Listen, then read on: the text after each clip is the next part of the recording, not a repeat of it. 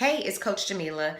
I'm a transformation life coach, and basically what I do is I teach women how to be happy and really how to love themselves again and have confidence within their life, their decisions, etc. Really just how to thrive. Today I'm answering the question, how do I know if I have fear of failure and what can I do about it? So this is certainly something that I personally struggled with. And one of the first ways you know you have a fear of failure is that you don't take risks on yourself. You won't pay for self-development. You won't pay for self-improvement because you truly don't believe that you're going to be successful at it or that it's going to help you.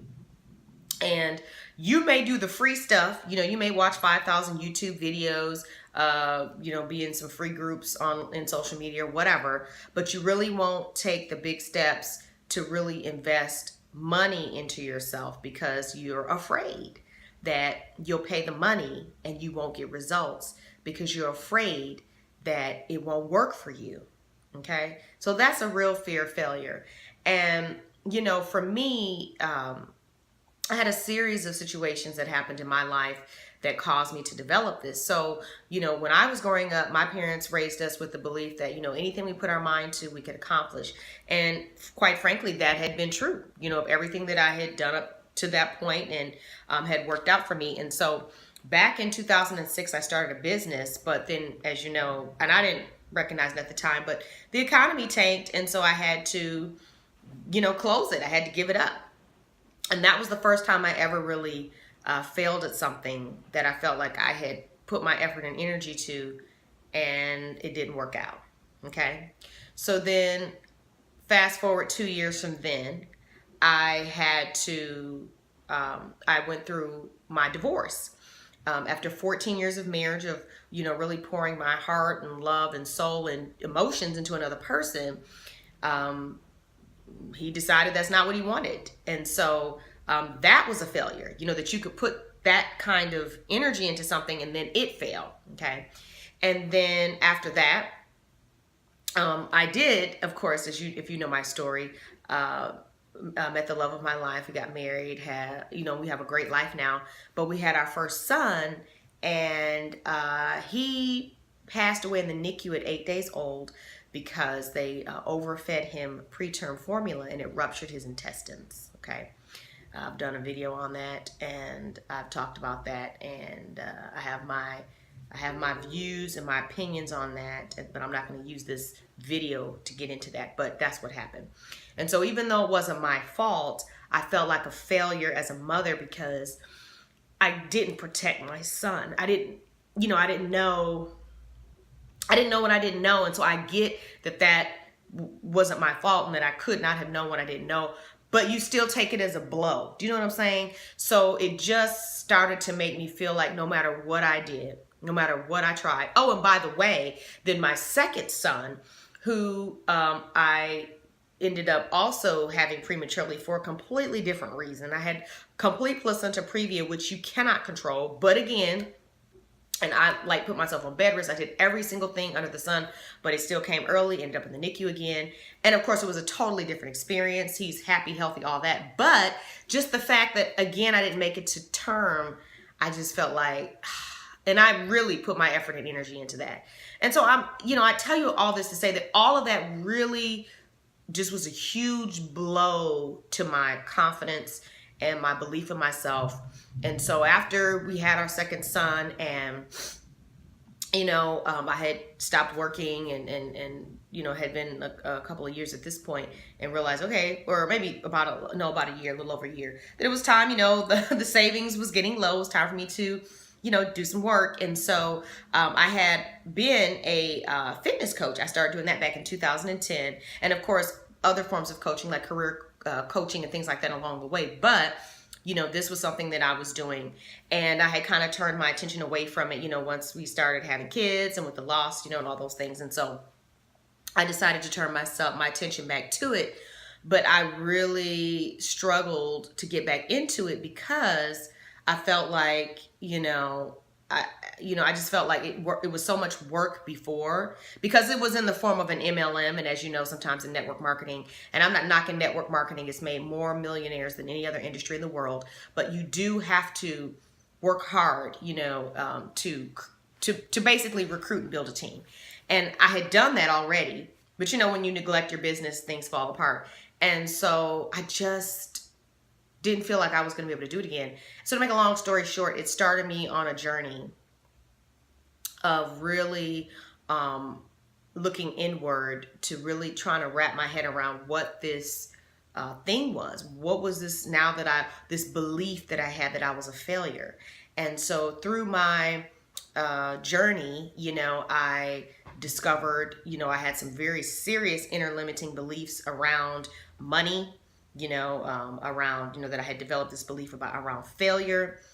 Just so much, that I learned about myself. I even have a friend, she's a holistic practitioner, and she helped me to recognize some things about myself, that basically I was in my own way, which couldn't have been more true.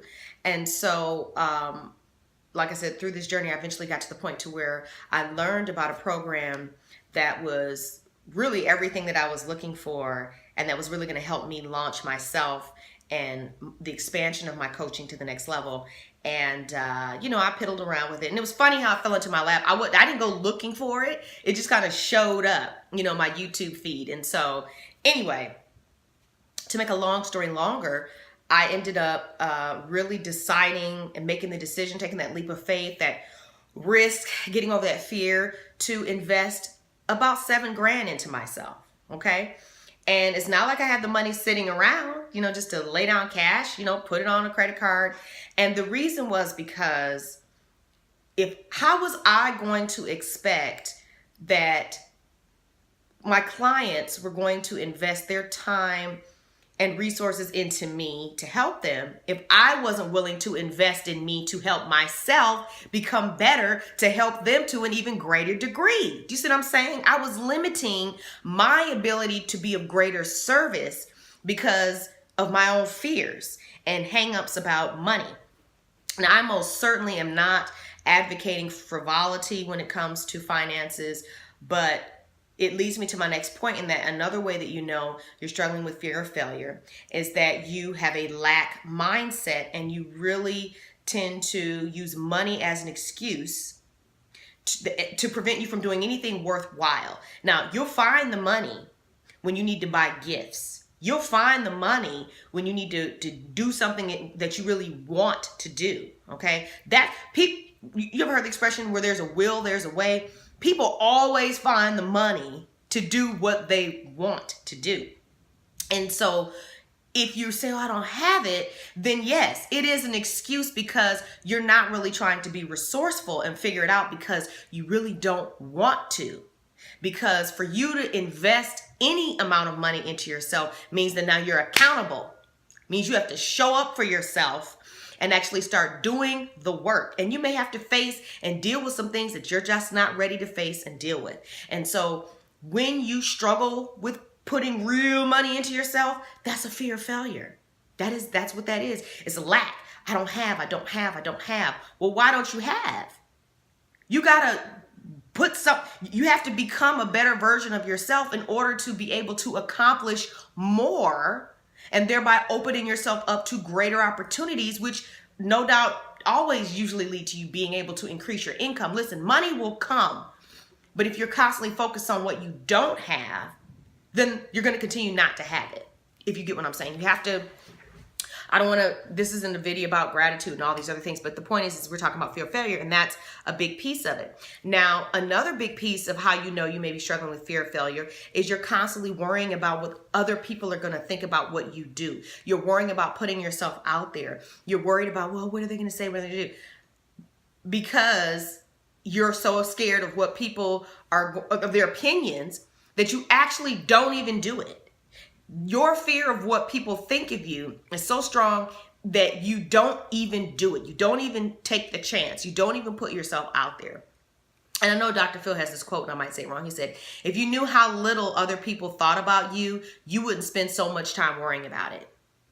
I think I said that right. But the point is that, yeah, a person might have a passing thought of you, but every person has their own problems that they're dealing with, and they're not wasting a whole lot of time thinking about yours. And so whatever it is that you want to do that you are holding back from because you think, they're going to criticize me. So what if they do?